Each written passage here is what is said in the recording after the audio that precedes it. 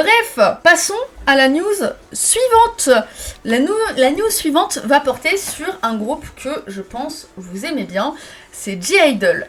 Il n'y a pas une news, il n'y a pas deux news, il y a trois news. Est-ce que vous avez entendu parler de la chanteuse I-SPACE? Pour ceux qui connaissent pas, c'est notamment celle qui a chanté Munch Feeling You. Moi je vous avoue, c'est sorti en 2022, j'avais jamais entendu parler. Même la musique, j'ai essayé de l'écouter. Mais cette chanteuse est revenue dernièrement avec une nouvelle chanson. Et cette chanson-là a fait pas mal polémique. Ça a fait polémique pour plusieurs raisons, et notamment le fait qu'elle est accusée de plagiat sur le clip Nude de (G)I-DLE. Elle a fait la musique de Barbie. Ah, d'accord, ok. Après, (G)I-DLE, avec le concept explicite femme mature, elle a énormément fait de scandales. Non, mais là, ça n'a rien à voir avec le concept mature. Là, c'est parce que, en fait, il y a une suspicion de plagiat. C'est un petit extrait, hein. Faites gaffe. J'ai pas coupé la musique, bon. Je sais pas si vous voyez, genre, le fait qu'elle soit dans un cube, observée par des gens au musée. Et à la différence, c'est que quand on la voit, elle, I-SPACE, c'est très fesse-fesse, quoi. C'est américain. C'est américain. On va rien dire, mais c'est américain. Bref, les gens vont crier au scandale. Et évidemment, ça va partir dans tous les sens. Mais je crois que c'est Cardi B. Cardi B avait fait la même chose. À l'époque, déjà. Money de Cardi B, elle est sortie 2 ans avant Nude, bizarrement. Et ça a jamais fait polémique. Je ne sais pas ce que vous en pensez. Est-ce que pour vous c'est du plagiat?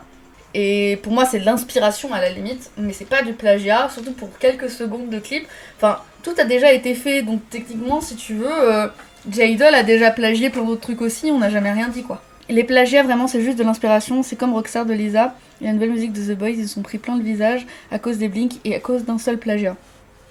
Surtout que Rockstar, je crois qu'elle a été accusée de plagiat à son tour aussi. Parce qu'il y avait des têtes, le changement de tête et tout, ça a déjà été fait 11 ans auparavant ou un truc comme ça, et donc ça a été accusé de plagiat aussi. Moi je pars du principe que c'est pas un problème à partir du moment où t'arrives à le faire à ta sauce. Tu prends un exemple, ma chaîne YouTube, là ce qu'on est en train de faire, le saut de journal là, vas-y, j'ai rien inventé. T'es pas un inventeur, par contre tu le fais à ta sauce. Tu fais avec ce que t'as, t'essayes d'en discuter, enfin tu vois. Si on devait avoir une idée, des idées nouvelles à chaque fois que personne n'a jamais fait ça, ça deviendrait compliqué. Mais j'ai l'impression que c'est un peu ça. Enfin là en tout cas c'est comme ça que je l'ai pris. De toute façon, là tous les scandales que je vais vous parler de (G)I-DLE c'est un peu le cas. Hein. En fait, I-SPACE en ce moment, elle est dans une sauce. Ah bah, dis-moi parce que moi je connais pas. Elle est dans une sauce avec son premier album à flop. Et elle est passée de 20 à 9 millions d'auditeurs par mois sur Spotify car elle a perdu du poids avec son popotin. Elle a perdu du poids. Et les gens, du coup, parce qu'elle a perdu du poids, elle a flop. Oh, c'est triste ça. En gros, elle est connue pour twerker avec... Ah... Ouais, je vois. Mais ça, après, j'ai envie de te dire... Je prends une artiste coréenne, Queen Wasabi, elle est connue pour ça. C'est sa marque de fabrique de twerker aussi. Pour autant, on lui a jamais tombé dessus de cette manière-là. Enfin, je trouve ça un peu dommage. C'est sa façon de s'exprimer et tout ça. Je dis pas que c'est un truc que je regarderais moi personnellement. Mais de là à perdre autant d'auditeurs... Ok, mais dans tous les cas, en tout cas, ça a fait une petite polémique. Moi, je sais pas ce que vous en pensez. Et sachez que (G)I-DLE, c'est pas la première fois là qu'on attaque dans les polémiques, parce qu'il va y avoir une autre polémique dont je vais vous parler. Est-ce que vous connaissez l'émission de radio Kim Shin-young Hop Song at Noon? Cette émission de radio a invité Sooyeon à un moment. Et en fait, le problème, c'est que... Enfin, le problème. Sooyeon et l'animateur vont parler de New Jeans. Sooyeon dira à la radio la phrase exacte que je vais vous lire en français. Elle dira... Je peux envoyer non seulement une chanson, mais des centaines de chansons. Si vous le souhaitez, n'hésitez pas à me contacter. Voilà, en parlant de New Jeans. Donc en gros, elle enverrait pas qu'une chanson à New Jeans, mais elle pourrait envoyer des centaines de chansons à New Jeans si on lui demandait. Ça la gênerait pas. Mais ça, bah les fans de New Jeans, ils ont pas vraiment accepté. Est-ce que vous savez pourquoi? Les fans de New Jeans vont prendre ça comme un « je suis trop forte, je peux faire 100 chansons comme New Jeans, et c'est sûr que ça va percer ». C'est pas ça qu'elle a dit. Mais les gens vont prendre ça de cette manière-là.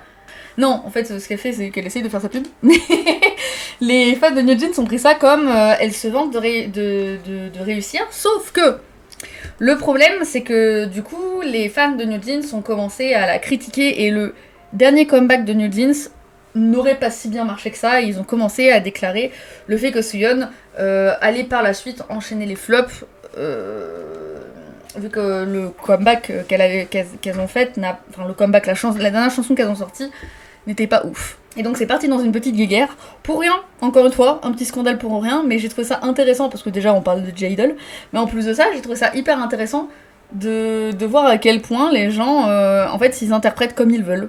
Ça part d'une bonne intention pourtant, mais tellement aussi, tellement. Les fans voient toujours le mauvais avant le bien. Je suis d'accord, et c'est pour ça qu'on fait aussi ces petites actualités, parce que je trouve ça intéressant de montrer que, en fait, il y a rien, quoi. Il y a des fois où on surinterprète un peu trop. Et troisième scandale autour de J-Idol, et après on a fini le passage J-Idol.